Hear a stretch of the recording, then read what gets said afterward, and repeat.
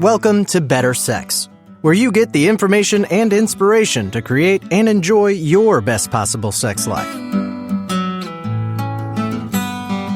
Join your host, sex therapist Jessa Zimmerman, as she brings you expert guests, helpful tips, knowledge, and strategies to improve your intimate relationships.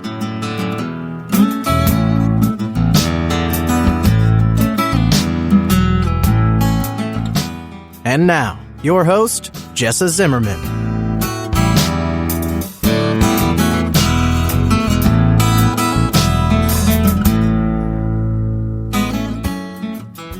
Hey everybody, welcome back to the Better Sex Podcast. This is Jessa. Thank you for tuning in and spending some time.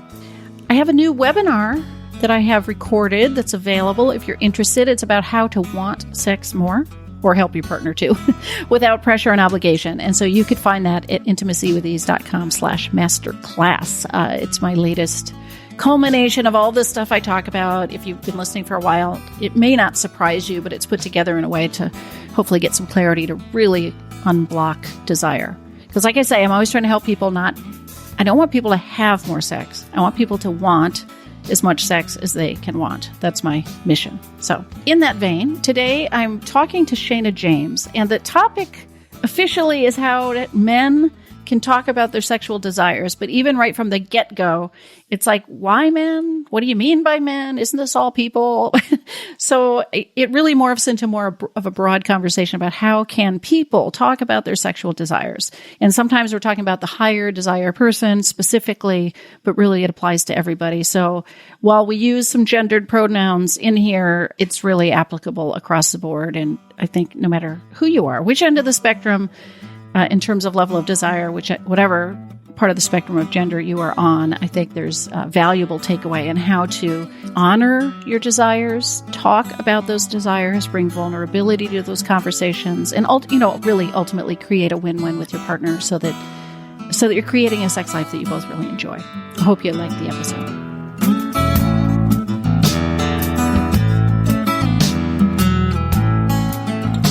And before we start the show today, it is sponsored by Intimacy with Ease.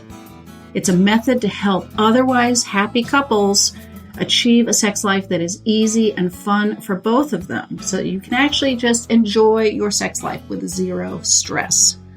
For more information, if you want to watch a brief little training video that's available, all of that, go to intimacywithease.com. So Shana, thank you so much for being on the show. Thanks for having me. I'm so happy to be here. So why don't we start off, because you and I were chatting before I hit record, about, the topic is how men can talk to their partners about sex and their sexual desires. But let's just address right up front, why men? What do you mean by men? Is it really for all people? What do you think? I mean, in some ways, this is for all people. I tend to work with men who are heterosexual or, people who are born male, heterosexual relationships with women, because I do this overlap of helping them understand what a woman might be thinking, or I get to step into the shoes of, here's a woman, in front of you. And I don't speak for all women, but this is the impact that's happening in the moment. So I extend this beyond gender for sure. And I also don't often like to speak about what I don't know about or what isn't my life experience. Yeah. But we can go wherever feels right. Okay. So basically it's a heterosexual framework in general with the people you work with. And we're going to talk about this, but where it fits for anybody who's listening, it doesn't have to be those roles, right? Okay. Exactly. Maybe you could just start talking a little bit about how you've gotten even into this work. What's been the draw to this for you? Yeah, well, I'll say from a very young age, I was confused by my parents' relationship. And I had a mother and a father, and, very cisgendered, very conservative, and not a lot of education in communication and respect, in, emotional intelligence and all of that. And so I just was very confused and hurt, and was trying to help them love each other. There was like a part that was like, okay, well, maybe I can help here.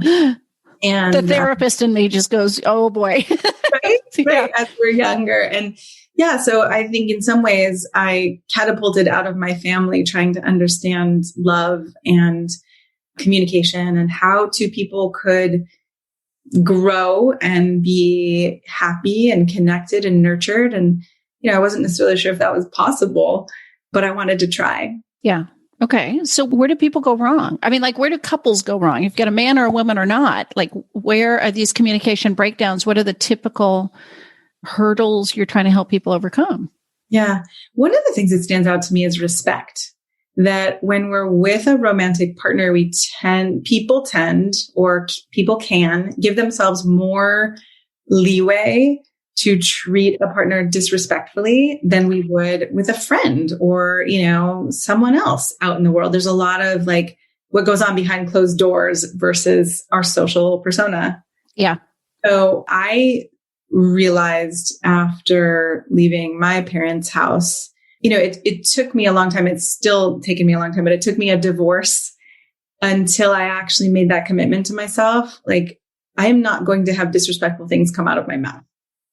And I'm not perfect, but it really was a 180 shift from, I'm just going to say what I'm feeling, or I'm going to name call, or I'm going to blame, or I'm going to be like, I'm mad at you because of this. It really, to me, when I look back at my marriage, there were some times where I wasn't in control of my emotional response or of my words and my communication. And I saw that really eroded the foundation of trust in our relationship. So if we're going to be talking about how men can talk to their partners about the sexual desires, and again, in my own head, I'm thinking maybe we're talking about higher desire partners, no matter what gender they are. Right, no matter what gender, yeah. What gets in the way for the lower desire partner or the woman, if that's who's in that role? What kinds of things make somebody not want sex or say no to the sex or, no to these conversations? Well, I think when there isn't a clear conversation, or when the conversation leans into the complaining mode rather than the inspiring mode, that can really get in the way. And so if someone, and I actually did this in my marriage, I will own up to this, where I was like, why isn't our sex life like this? I want this, and this isn't happening, versus, it would be amazing, if this were to happen, or here's what I really want. And, there's an energy of passion and excitement and collaboration that comes through in our desires. And when the complaint is there, someone just ends up feeling wrong or bad. And I've worked with many, many people on this, men and women both, or, people of all genders. And this, right, the complaint. And then the other thing that just came to my mind is the way that we can, as a lower desire person, can sometimes just squash your own desires or your own sense of, I would really like it to be this way, but it's hard for me to ask for that. I guess this could be either, right? High desire or low desire. Yeah. I want something, but I either don't think that I deserve it. I don't think that that is what a good person would want. I might think it's dirty. I might think it's weird, and so when we are either hiding our desires or apologizing as we bring our desires, both of those have this dynamic of turning somebody off rather than turning them on or bringing them closer. So while some people might be talking about their desires, they're tainting it with that energy in a way, like this is shameful or dirty or putting me off, even though I can't put my finger on that. Yeah. And it's a very different energy. And I'm not saying that people are perfect. And if you are feeling shame, it's not like suddenly you have to just bring the inspiration. I mean, that's where you come in or I come in, right? I work with a lot of people where we're talking about what are your desires and what feels shameful about that. I have this one story that I just love where a man I was working with said that he was holding on to this idea that he was perverted since he was like 6 years old and had an experience with a young girl. And when he said that, he was like, yeah, and maybe I'm perverted. And I said to him, you mean in a bad way? And he just started laughing because it was like the energy around it, like, okay, we have perverted thoughts, we have kinky thoughts, we have wild and crazy thoughts. And so that if we can actually work that through and not feel ashamed about our desires, I believe that our desires are good. Then we get co-create or collaborate in a consent, with consent, but innately our desires, there's nothing wrong with them. Yeah. So what makes somebody, let's say it's a woman in this scenario here, say no to sex or affection, even if they want it? Is it that shame around their own pleasure and desires, or is there more going on, more reasons that might happen? I think there are more reasons. I think definitely it can be shame. If somebody doesn't want to be seen as too slutty or too prudish or too this or too that, right? All of that shame can come in. I also think when people aren't feeling seen or understood, and when they're not feeling like the other person wants to see or understand them, when it's more about the other person's agenda to get a need met, but it's separate, right? Like it's not a connected thing. I think that's often when I see people say no. And I think that can be hard for us to realize, because I never want to shut down someone's agenda, right? Oh, I want to have more sex, or I want to feel more connected or more intimate. And if there isn't a sense on the other side of curiosity, like what does this other person want? What does my partner want? What would feel good? What doesn't feel good? Then it becomes this, it's like separate teams instead of more collaboration where we actually feel emotionally connected also. Right. That reminds me of how I talk about it. If sex is becoming, or really anything in a relationship, a zero-sum game, I win, you lose. When couples are struggling with this, so much of it feels like that. You want more sex. If, you win if you get it, I lose if I give in, or, whatever, or we got to have it your way, or, rather than it's a win-win situation that we're both creating a sex life we both want. And the context of the relationship in general, right? Because I think you're saying somebody doesn't feel heard and understood in general. Right. And that can be surprising too, that it's not just in the bedroom. Yeah. Right. It's very connected to the relationship outside of the bedroom. And if somebody's heart isn't connected to in the way they want, if there's a, sensitive person, it might be the woman, it might be, I work with a lot of men who actually are the more sensitive one in their relationship. Mm-hmm. And they have this longing to be connected with and to have those kind of invisible, I call it invisible intimacy, or, the invisible factors of intimacy, like that they want to feel bonded in that way. And when they don't, for some men, it's like, I can't really get an erection, especially getting older. Yeah. Like the emotional is very, very tied to the physical. Yeah. I find in my practice, I don't want to say it's 100%, but it's so common that one person really wants to feel emotionally connected and close before they're open to sex. Yeah. And the other person, it's through sex that they feel that closeness. And it's like this horrible joke of the universe, Yeah. And I'm always telling couples, you got to work on both of those, because it can't be that one comes first. It's chicken and egg, right? They both need attention. Right. Yeah, they both need attention. And I think one of the things I also find that has people say no is when one person is in their head. So it's more of this intellectual thing. So I think this ties into what you were saying too. It's like the more two people are actually aware of their bodies and paying attention to their bodies and what feels good and what doesn't feel good, there's more of a connection that's already happening before being in the bedroom, before sex happens. Yeah. And so I think it makes it easier for people also to, again, collaborate and connect on these deeper levels. And it's like, oh, then there's more playfulness too, or more of an exploratory nature. Like, what happens when we do it this way? And let's see what happens when we do it that way. Maybe tonight we're going to play with doing some kind of emotional connection first. And maybe tomorrow we're going to try. And, we can have safe words or ways where it's like, whoa, this is not working for me. We're having sex and I'm not emotionally connected enough yet.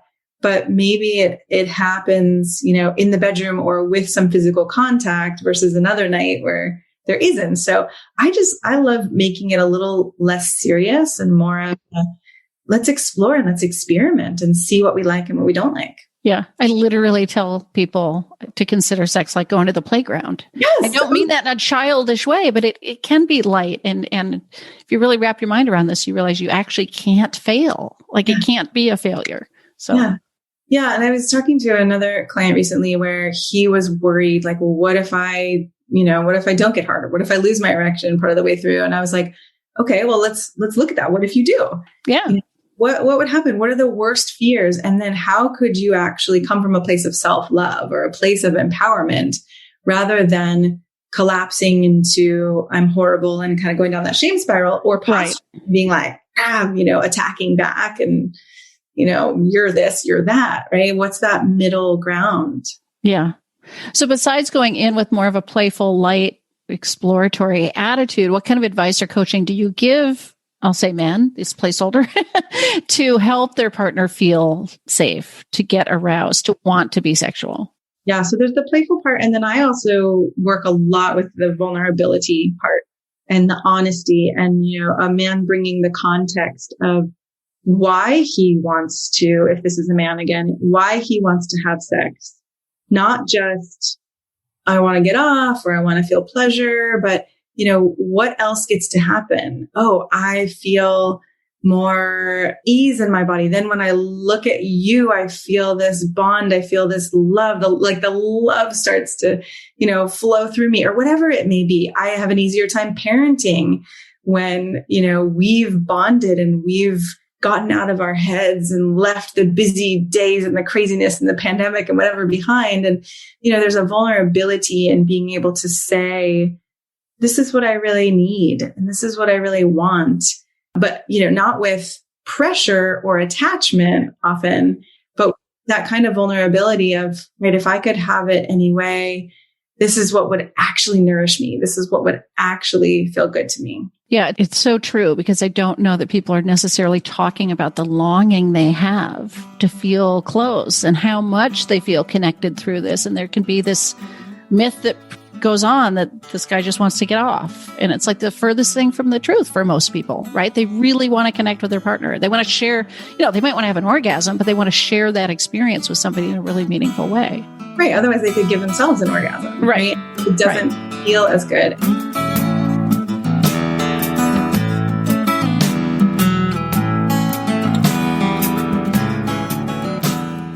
Hey, this is Jess. I'm just taking a quick break, and I want to make sure you know about the guide I wrote about how to talk to your partner about sexual concerns.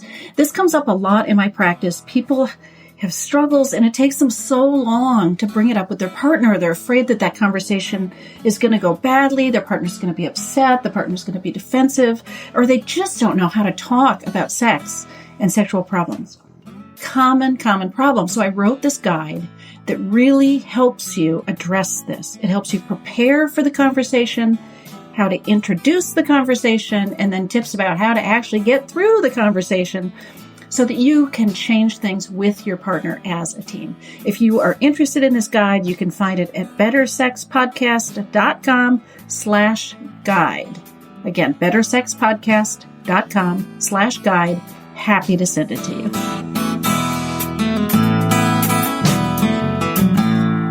And I think when we also assume the best about our partners, then we can start to see, oh, well, maybe there is a way that this person wants to get off, but doesn't even realize what's possible, right? That there's more possible. Maybe this person was trained through porn or through, lack of education, that there was something else possible. And what if I come from compassion and I'm assuming the best, oh, this person is actually trying to get what, he, she, they needs. It's like, oh, then I could start to not take it personally or be offended. And then we could start to explore and collaborate together. So these conversations can be hard to have. I mean, I see people in therapy I guess they've had enough of a conversation to make an appointment, but sometimes people have gone like decades without talking about their sex life and their sexual connection, right? So what kind of advice or ideas you give people around how to even how do they actually have the conversation?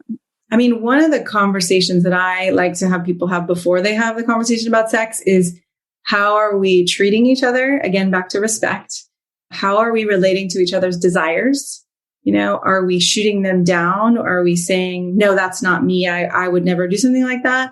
Or are we actually open to brainstorming together, hearing what the other person wants, maybe even stretching a little bit to entertain an idea of something that I've never done before and I never thought I would do, but okay, might I do this? And if so, what would I need to feel more comfortable or to feel safer or to feel more connected? So I like first having that conversation, going a little bit meta, having the conversation about how are we having conversations with each other. Yeah. And then from there, I like to support people to really come from curiosity. And again, that brainstorming mode rather than we're making decision-making mode. Yeah.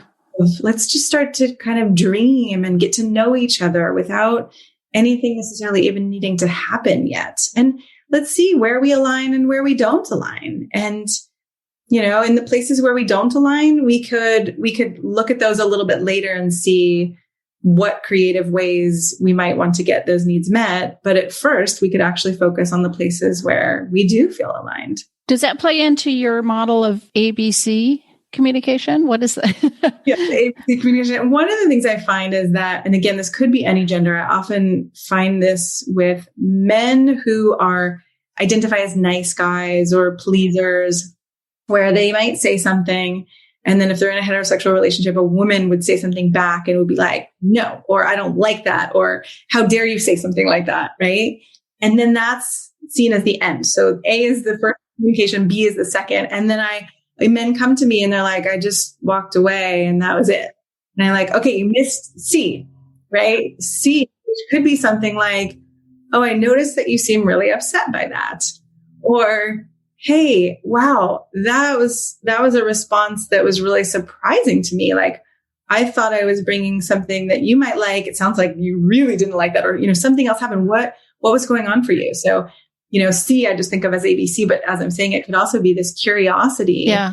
And if we're not taking things as personally, then we could start to see, which happens the more, self-esteem and the more we actually recognize ourselves and our desires as good, then we could come back and say, wow, tell me more about that. You seem like you want to bite my head off. Okay. Like, I want to understand what's going on with you. Yeah. Yeah. Those are exactly the moments to be curious instead of defensive or shut down or walk away. And it just strikes me how many people either don't even get to B, like they don't say A because they already anticipate B, or she looks tired tonight, so I'm already going to back off from this. Or maybe it's not even a no, I don't like that, but just sort of a slight shift in energy. Like they're so, people can be so sensitive and they take the slightest read as, oops, that door is shut, and then give up on themselves and their desires. I know as a people pleaser myself, I have this one very vivid memory where I was laying in bed with a partner and I really wanted to have this conversation that felt, vulnerable to me. And I wanted to have it, but I looked at him and I was like, he's exhausted. There's no way he's going to be up for this. And I told him the next day, like, I wanted to talk about this, but you look so tired. And he was like, well, why didn't you ask me? I was like, oh, I do this thing where I look at people's facial expressions and their like, I just, all the signs of how might I be inconveniencing this other person. And so that can happen again, whatever gender you are. You could be that kind of pleasing type or nice guy or good girl or, nice person, trying not to make anybody uncomfortable. But then we end up usually really resentful and pissed off. Yeah. Over time, right? You can't not pay attention to your desires for too long or it's going to fester. A backlash. Yeah. And what about, I don't know if this totally fits from what we were just talking about, but I have this question in my mind because I see this with clients, is this idea that somebody who's, again, and maybe it's a man, maybe it isn't, the higher desire person is interested in having more sex. And there's some dynamic where the other person feels like they're looking for a fix and I'm the dealer. Yeah. Like they want this thing and it's on me to give it. And it creates this really unhealthy pressure and it almost changes the meaning of sex. And people find themselves there all the time. Like, I want this thing. I'm married to you or I'm committed to you. You're the only place I can get it. And then it becomes really toxic. Yeah. Is that something you coach people around? It is. And, there's a couple pieces of it. One, I don't know. I always get a little scared to say this, but we are way more creative than our culture gives us credit for, right? So there are a lot of people who are in monogamish relationships or who have other partners or who go to ecstatic dance and, just have like that intimacy and connection, or there's cuddle parties and, places where people can get that need for intimacy or touch met. And So I never like to keep it in the box of, well, you have no other option. Now, that may not be an option in a monogamous relationship. And for someone who's, never had that conversation or never dreamt of it, then I think we've got to work with it together. Yeah.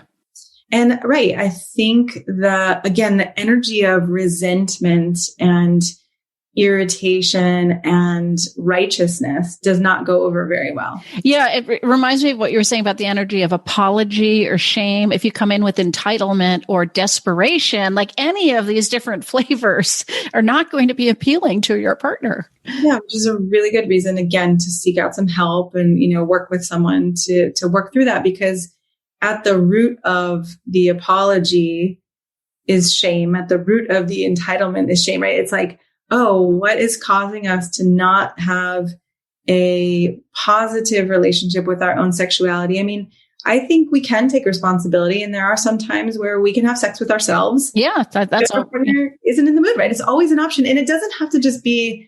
It doesn't have to be like a quick and dirty with ourselves. Right, actually, right.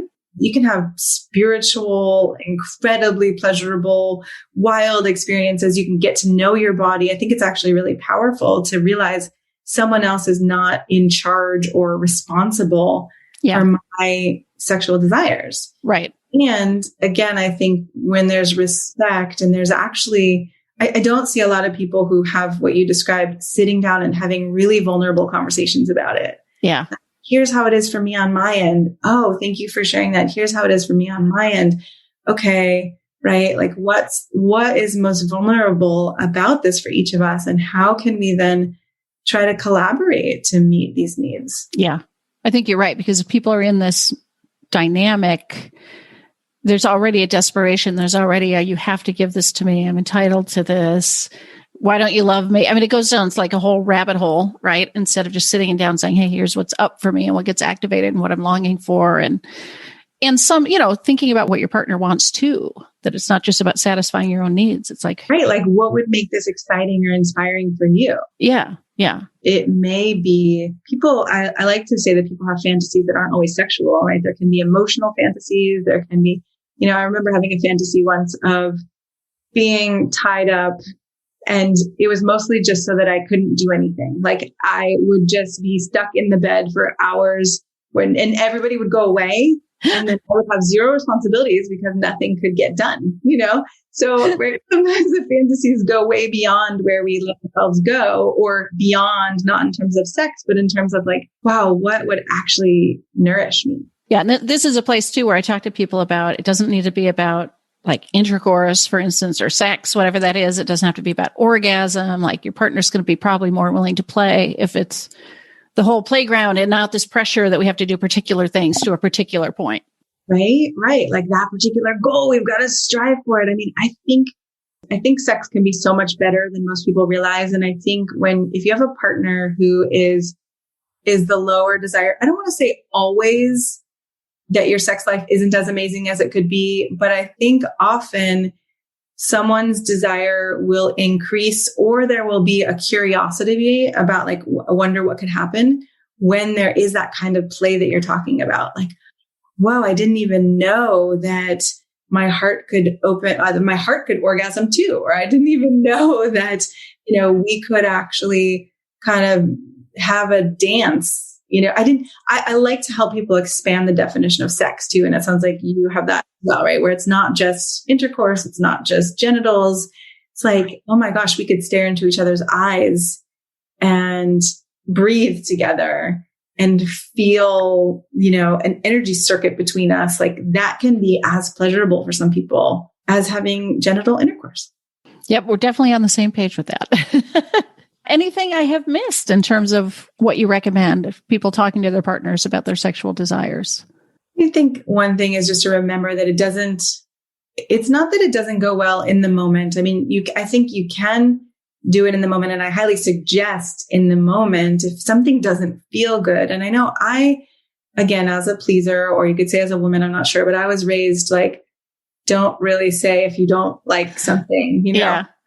So it's hard for me to say in the moment, like, hey, could we switch it up this way? Or could you try less pressure? Or, but if we don't say those things, then eventually I get frustrated or resentful or it doesn't feel good. I don't really want to do it anymore. Right. So there are those conversations that I think are really important in the moment. And then I also think it's important outside the moment, not when we're about to have sex or not when we're in the middle of it, to have more of a general conversation. Like, how is our sex life going for you? And here's how it's going for me. And, to be in communication about it as we would be about our children or our finances or how we want to decorate our home. It kind of just blows me away that people aren't having these conversations. Yeah. It blows me away too, but I also get it because generally people are not raised with these conversations. We're taught that this is taboo. So it's a hard thing to do.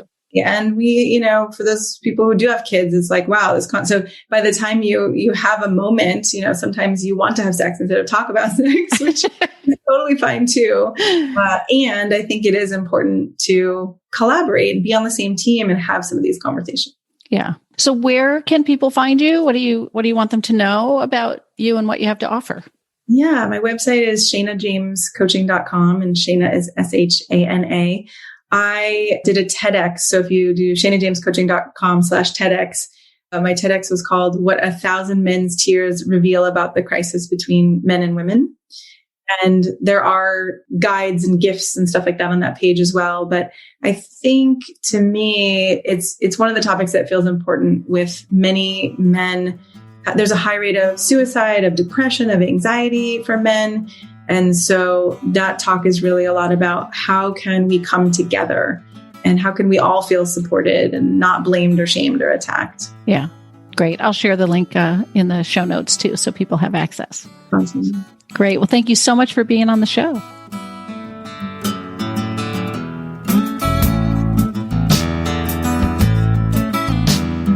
You've been listening to Better Sex. Please visit our website, bettersexpodcast.com, for show notes and additional episodes.